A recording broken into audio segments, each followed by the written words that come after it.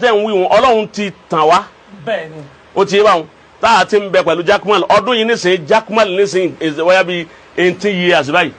à ń bọ̀ wá pẹ̀lẹ́pẹ̀lẹ́. à ń bọ̀ wá ní fásúrì. ọ̀rọ̀ ń bọ̀ lórí ọ̀rọ̀ ti Jaqmal. méjìdínlógún à ń bọ̀ wá ní fásúrì. mo ti kú òun lé kéwú tí mo ti dà fáà nísìnyí 1998 25 years báyìí. disin yọkọ nu èjì rẹ. ó ti yé báwọn ṣẹ́ẹ̀tì báwọn kí ni mo á fẹ́ lò ń bẹ̀ ni wípé ọ̀rọ̀ ń bọ̀ wọn bí yín wọn lódìdí.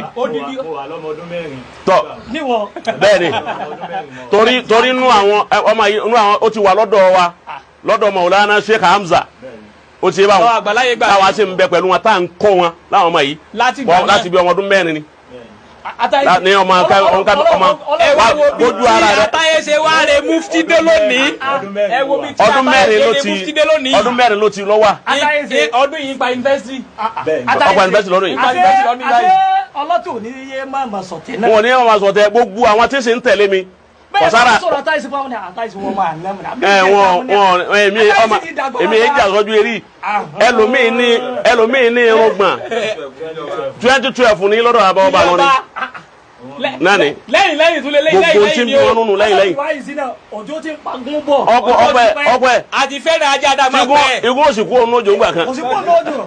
so ìfẹ́ yẹn lọ́wọ́ pọ̀ bọ̀tì ìgbà tí àwọn èèyàn tó wá rí wípé ìfẹ́ òun fẹ́ kérésì wa ní làwọn èèyàn wá ní àyèsè lẹ́nu ojú òní tó yára pé wàá ru mùdírù báyìí gẹ́gẹ́ bí tẹ́ sọ lánàá àti rù wọ́n pẹ́. ọjọ́ ti pẹ́. bẹ́ẹ̀ni tí mùdírù bá wálẹ̀ yìí láti wá sí tábà ní bàbá ẹ̀yìn náà lọ bàbá òní náà lọ àmọ́ gba 2000 léra káàdì. bẹ́ẹ̀ni ìgbà náà kì í sí Facebook wáyé o. ọ̀rọ̀ Facebook kọ́ dàrẹ́tì. kí ló fà á tó fi rí bẹ́ẹ̀ ni pé àwọn èèyàn kọ̀ọ̀kan tó bá wá láti Èkó láwọn èèyàn mi wọ́n wà ní bàbá mùdírù ń bọ̀ wálé wọ́n bọ̀ wá sí wáàsí àwọn sì fẹ́ kẹ́ ká lọ káwọn ọmọ yín lọ́wọ́jú bàbá kí bàbá ṣàdúrà fún yín mo ní rárá àsọjọ́ ń bọ̀ ń sá wàlọ́ọ̀hì làásù ìwà ara àwọn ọmọ mi lọ Abba Abdulwahid ọmọya bẹ́ẹ̀ ni òun ní wàá gbé ohun àfọlọ́wọ́ pé akáàdì ìgbà wọn kì í sí Facebook báyìí ìwà fún tọ́ba ti wá débẹ̀ bí spíkà ni yóò ara gbé síbẹ̀ èmi ọ̀ wá pè dàrẹ́tì ìwà gbọ́ wá sí látòkè fa ìwà tilẹ̀kùn mọ́lẹ̀ ìwà gbọ́ látòkè fa délẹ̀ tí bá ti wá gbọ́ inú mi ọmọ wa dùn ṣètìgẹ́tì bẹ́yẹn ìjọ kan mọ lọ Markaz wọ́n ń ṣe òṣùbù Sheikh lọ́wọ́ Abba Abdulhakim alábòtó Abba Abdulhakim ti baba alábòtó ọwọ́ àwa dé Markaz yà ní kákan lọ lè ṣàdúà níbi kábàdì baba gbàtà àwọn ọbẹ̀ arafa Hakim ni òṣùbù Sheikh wọ́n ń ṣe lọ́wọ́ ni kọ́dà ọjọ́ wọn àwọn sọ́jà ni wọ́n wá ṣe programu ńjọ́ náà ọwọ́ ni ẹ má bọ̀ wá ẹ wá kí bàbá mo ní rárá torí pé haiba bàbá ń bẹ lára mi kí n wá kí mùdírù haiba ń bẹ lára mi pé kí n wá kí mùdírù èmi mo ní ìmọ̀ sá ni débi pé èmi fẹ́ kí n rí mùdírù báyìí pé kí n máa wò wọ́n báyìí o ti nígbà tí mo bá wọn haiba wọn yóò mọ efe lè máa kájú báyìí o ti yé ìfẹ́ yẹn ní agbára títí wá dùn nínú àti ìbá ń bẹ wájú bàbá gbogbo bí tí máa ṣe fatafata yìí bàbá wọn lè bárùn tí máa wájú bàbá yìí mi lè sọ̀rọ̀ fa mi sọ̀rọ̀ adákẹ́ ni mo ti rí nù bàbá rẹ̀ mi sọ̀rọ̀ adákẹ́ ìmọ̀ jí bàbá wò báyìí. ilé ìbá ṣe pé Ọlọ́run fi irú yín ta bàbá lágége ó fi àwọn lọ́rẹ̀. so n ti ń dùn àwọn èèyàn ni wípé abẹ́gbọ́ n ti ń dùn àwọn èèyàn ni wípé Ọlọ́run ni ó pé wa tí ó bá pé wa ni wọ́n fẹ́ràn wa tí ọba gbọ́ pé kílẹ̀ rí mú bọ̀. wọ́n fẹ́ràn wọn ẹ̀tọ́ ẹ̀yà padà kílẹ̀ yín náà rí mú bọ̀ wá Ọlọ́run ó pé wa ni. mo wá ń sọ wípé yá máa ń yẹ uduliwi sọ̀ọ̀la zamban. yá máa yẹ uduliwi sọ̀ọ̀la àbá tìsárí alàzùnúbì. àbá tìsárí alàzùnúbì. nkánà lè nkánà zambi ilayka hubbi. nkánà zambi ilayka hubbi. fàyínà ní. Mini wula atubu. Mini wula atubu. Ya udu liwi sọ́la zamba. Mo pè yín ẹ dá lóhùn ẹ̀yin tó jẹ́ pé ya udu liwi sọ́la zamba. Torí pa súnmọ́ bàbá kí bàbá sún àwa ká súnmọ́ bàbá. Tọ́ra tó súnmọ́ wọn. Bàbá ni wọ́n pè ọmọ mi ní gbogbo yẹn máa bọ̀ ájú ńlẹ̀ márùn-ún máa bọ̀ ájú kútùjì fún máa bọ̀ ájú bàmú máa bọ̀ ájú ọláyíwọlá máa bọ̀.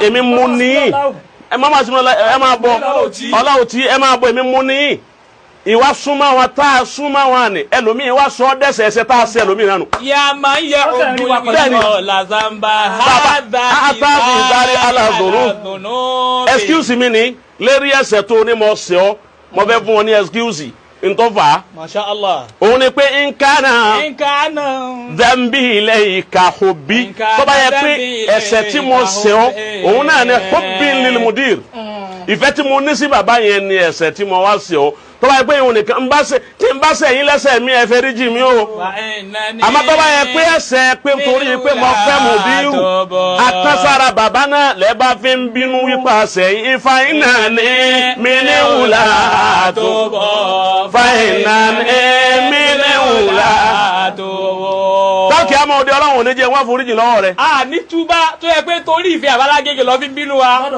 a ní wọ́n foríjì. àmọ́ tí n bá ṣẹ̀ ọ́ lẹ́ṣẹ̀ mi ìdákun torí ọlọ́run mọ́sá yá fi mi. wàláì bọ́ta sọ àtọ̀rọ̀ àforíjì lọ́wọ́ tiẹ̀ náà. ọmọdé yìí máa yà sìkè mẹ́kọ́ jẹ́ ọmọdé lọ́wọ́ dákun torí ọlọ́run àmọ́ tó bá yẹ pé fẹ́ bàbá mọ báyìí ṣẹ̀ ọ́ lẹ́ṣẹ̀ rẹ tí ń yí eré rẹ tí ń derí rẹ rú tí ń bí ọnú. lẹ́yìn tí ń pè wá. tọ́ wa ń bì bó o ṣe ń ṣètọ́ bẹ́ẹ̀ ló ń pòṣe lérí pa níbẹ̀ bàbá wọ́n sọ lẹ́nu wípé ìtìjẹ́ ń bí mi nínú ni pé ọmọ adakọ̀ mùdírù fáyìn náà ní mí ní wùlá àtúbù fáyìn náà ní mí ní wùlá àtúbù. lókè Agodi wa. lókè Agodi wa. títí dòní. dòní yìí. a máa dúpẹ́ fún wọn ni. bẹ́ẹ̀ ni e. torí pé à ń nífẹ̀ẹ́ àbá mùdírù àwọn bàbá wa lókè Agodi wọ́n tún fà mí mara sí àwọn bàbá Sheikh Jaqmal àwọn bàbá mùdírù lágodi wọ́n tún fi ọmọ nìwọ̀ yìí òun nífẹ̀ẹ́ bàbá tà nífẹ̀ẹ́. Masha Allah. ibi o ti ké o sì yọ máàlì ọ ya bùtùlù ọmọ àwọn lọ́nlẹ̀ kéwù bàbá Sheikh Yahya lókè Agodi wọ́n yé sọ́mọ bùtùlù. bẹ́ẹ̀ ni àìsàn ọmọ kọ́ máa ń lé kéwù àfa wa. àìsàn ọmọ bùtùlù mbẹ òun ní fi ń dúpẹ́ ni mo fi kà wọ́n jò ní wípé àwọn bàbá wa láti rí bàbá mùdírù Agodi. bàbá Imam Zubairu Agodi. bàbá mùdírù Agodi lónìí látòrí wọn bàbá Muhammadu Fatah Yahya Murtada afa wa bàbá tiwa wọ́n dúró tiwa torí pé anífẹ́ sí Adam. alhamdulillah. anífẹ́ tí wọ́n nífẹ̀ẹ́ ọjà tí wọ́n gbélé àbáwọn náà. bàbá Sheikh Jaqmal wọ́n fẹ́ràn Atayese torí pọ́jà tí wọ́n gbélé mọ́ báwọn náà. alhamdulillah. bàbá Sheikh Zakir wọ́n nífẹ̀ẹ́ wa bẹ́ẹ̀ adúgbò fún wa bẹ́ẹ̀ bàbá Imamu Agodi bàbá Sheikh Subair adúgbò fún wa bẹ́ẹ̀ máa ka bàbá Sheikh Uzama lókolówó mbẹ́ẹ̀ nígbà kó adúgbò fún wa bẹ́ẹ̀. bàbá Ibrahim Seji. bàbá Ibrahim Seji adúgbò fún wa bẹ́ẹ̀. bàbá Maulana al-Imam Abdulwahid al-Jawhari. bàbá Sheikh al-Jawhari. al-Mudir. àwọn ṣẹ̀ṣẹ̀ sí masalasi wọn jò ní ni. bẹ́ẹ̀ni. ọmọ Sheikh Adama náà ni wọn. Masha Allah. wọ́n tún wá bí ọmọ Abdulrahman ọmọ náà ọmọ náà yanjú púpọ̀ ọmọ náà wá fẹ́ràn mùdírù dákú. ó tán sára mùdírù dákú. ọmọ Sheikh Jawhari la ilaha illallah ìmọ̀ akọrin fún mùdírù gbogbo bá ní etí bàbá tó bí fi hàn ní. bẹ́ẹ̀ bá bú mùdírù yóò lálàsẹ̀ rẹ̀ pátápátá. bàbá Sheikh Jawhari àfà ni ẹni ọlọ́run ni wallahi ó sì pé wọn ẹ bá dé gba kí ló kọ lẹ́nu bẹ́ẹ̀ ajibẹ́sí bẹ́ẹ̀ ni ilé kéwú ńláńlá masalasi ńláńlá ó ti yé báwọn markazul jawharul maknun ọlọ́mọsáájú wọn máa bẹ dáadáa wọ́n fẹ́ràn mi púpọ̀ ọgbọ́ púpọ̀ inú àwọn tí wọ́n lóyà sí mi dáadáa tí mo lè wí pé àwọn ẹni ire ni wọ́n. àwọn tá wọlé wọn tá mú mi tá ní kẹfí.